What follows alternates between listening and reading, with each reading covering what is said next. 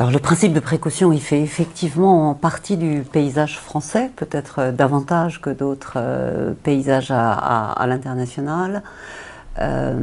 Il a été mis en place et il correspond à une exigence de sécurité qui est très prégnante au niveau du citoyen par rapport aux avancées de la science et de la technologie.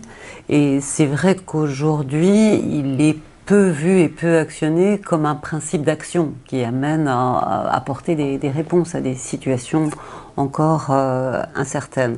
Et c'est ça qui le rend un petit peu responsable d'une forme de frilosité et de l'opinion publique et parfois de la puissance publique dans la prise de décision.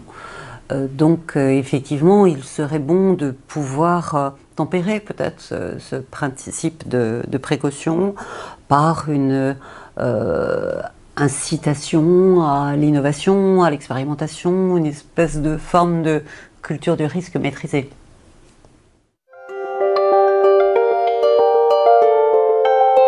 Alors, la relation entre la société et la science aujourd'hui est une relation de confiance vis-à-vis de la recherche. Ça, on peut le dire, la recherche est quelque chose qui est espéré, souhaité par la population française. Ensuite, par rapport aux résultats de cette recherche, de résultats scientifiques ou de développement technologique associés à cette recherche, c'est vrai qu'on est aujourd'hui parfois dans une réaction de défiance. Alors, comment peut-elle s'expliquer? Déjà parce que l'on doit, je pense, aller plus loin dans un vrai dialogue entre ceux qui vont prendre une décision et ceux qui participent à l'élaboration de cette décision.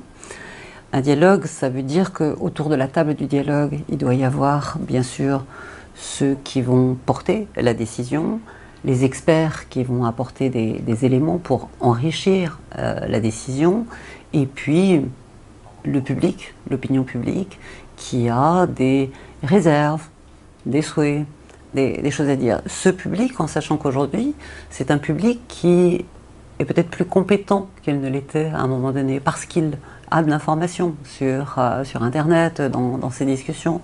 Donc c'est pas un public complètement profane. Il a des choses à dire, il a besoin de les exprimer, il a besoin d'être écouté, il a besoin d'être entendu, et il a besoin d'avoir l'impression que sa position est prise en compte dans l'élaboration de la décision. Ensuite, la puissance publique assume sa décision, bien évidemment. Mais donc voilà, il faut aller plus loin dans cette forme de dialogue. Et une chose supplémentaire également, je pense que ce dialogue doit avoir lieu très en amont. On est aujourd'hui, en France, dans une culture de la controverse, c'est-à-dire d'un débat qui est déjà cristallisé sur deux opinions parfois difficilement réconciliables. Il faut sans doute aller davantage vers une culture de la concertation, une culture du débat. Ça se fait pas immédiatement, ça se démarre très tôt. Ça peut se démarrer à l'école. Il y a des écoles où on a cette culture du débat, où il y a des moments de débat qui font partie de l'éducation apportée. Donc je pense qu'il faut le faire à chaque instant et très tôt dans l'éducation, cette culture de la concertation, culture du débat. Et il faut que ce soit fait suffisamment en amont avant qu'on arrive donc à une situation déjà trop cristallisée et de controverse.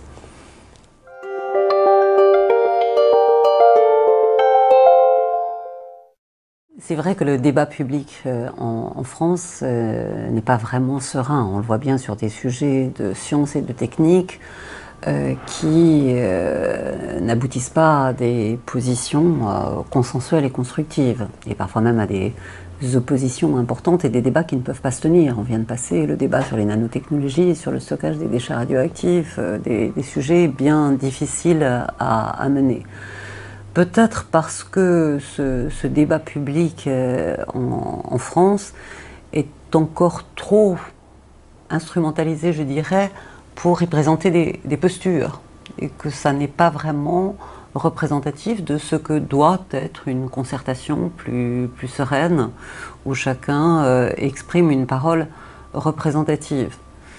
Les débats publics sont toujours organisés et préparés avec des groupes restreints, qui ne sont pas représentatives d'une opinion plus large. Donc ça, c'est peut-être un problème. La conférence de citoyens essaie d'y répondre, mais là aussi, les échantillons sont réduits. Je pense qu'aujourd'hui, on a des outils d'information, de mise en réseau, de participatif à l'élaboration de décisions qu'on devrait utiliser sans doute davantage, sous forme d'enquête plus large. Enfin, ça, c'est des possibilités à conquérir avec ces nouveaux outils.